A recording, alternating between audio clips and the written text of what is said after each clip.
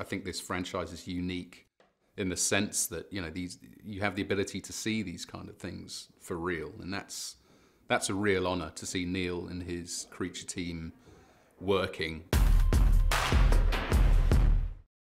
So guys, this is a very big movie. What was the biggest challenge for you guys making it, I suppose? Well, I mean, I think kind of, firstly, it's a Jurassic Park movie. So for us, there's a lot of expectation about the quality of the work that you're producing. So I think, you know, we were all feeling it coming into the project that we would have to be raising the game or raising the bar. Because I think also there's another aspect, which is that the audience are so used to dinosaurs and CG creations that we needed to do something more this time to try and keep things alive and keep things fresh within the Jurassic World universe. How much are you going back and forth? I suppose you must have had quite a few designs first, and maybe there was like, no, this isn't right. How many like versions do you go through before you say, okay, we're ready to take this to like the next step? There's lots of iterations in the design process as we're going. And on the animation side, specifically, there's sort of things that we need to hit that JA is looking for specifically for what maybe the Indoraptor needs to do in the film. So that's sort of something that we need to keep in mind in the design process and make sure that the design accommodates what the needs for the animation are going to be. So did you guys come up with the Indo, that design? Because obviously with like the other animals, they already exist, dinosaurs, but you could actually have a bit more kind of freedom to go, hey, we want it to look like this. No, absolutely.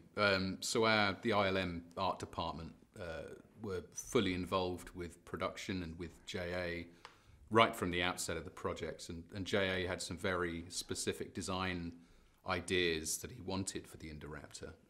This idea that it's an unfinished product, this idea that it's almost like a kind of a beta version of this militarized dinosaur, you know. So he had some ideas for it. He also had a lot of influences that he wanted to bring to bear, a lot of gothic influences. He would talk about classic German impressionist films like Nosferatu, for instance, which kind of gave us the ability to give it these long, gangly limbs, you know, which are really sinister and creepy. So, you know, there was a lot of freedom to explore, and in partnership with JA and with the ILM art department, we came up with, I think, a pretty unique dinosaur. I recently saw the Walking with Dinosaurs live experience, and they've incorporated a lot of their kind of new scientific discoveries of what these dinosaurs look like, so feathers and all that. How much were you kind of keeping that in mind when you were designing things, or were you just kind of, this is what the original kind of aesthetic was that was set up by the original franchise, we can't really veer too much away from that? I think that's really, like you kind of said it, we need to exist in the same universe as what's sort of come before us, so you don't want to go off in left field and sort of do something that doesn't work. No, absolutely. I think there's actually there's another aspect to it in that the conceit in the original film is that they're not creating a completely accurate idea of what a dinosaur is by sort of modern standards. They're creating what they think a dinosaur should be, using bits of DNA that they've recovered and mixing it with other bits of DNA. So I think in some respects it's almost, you know, the technology that exists in the original Jurassic Park films is advanced, but there's still a bit of guesswork involved, which I think is the conceit for not having feathers or not incorporating the very latest in research. Do you spend much time on set? Because I kind of imagine it's kind of you're in pre and then post. But do you get much time on set, and does that inform what you do afterwards and kind of seeing it in situ? Because you know you've got to like add all these things on top. Very much, yeah. It's an integral part of the process, especially these days with the scale and scope of visual effects in some of these films.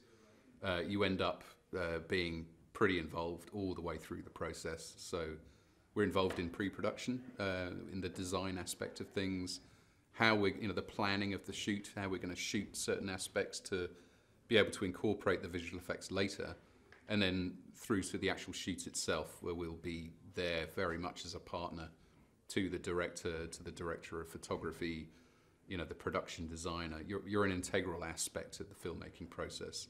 So you're with the project all the way from the very beginning, where it's being designed, to the very end, where you're just adding the finishing touches effectively.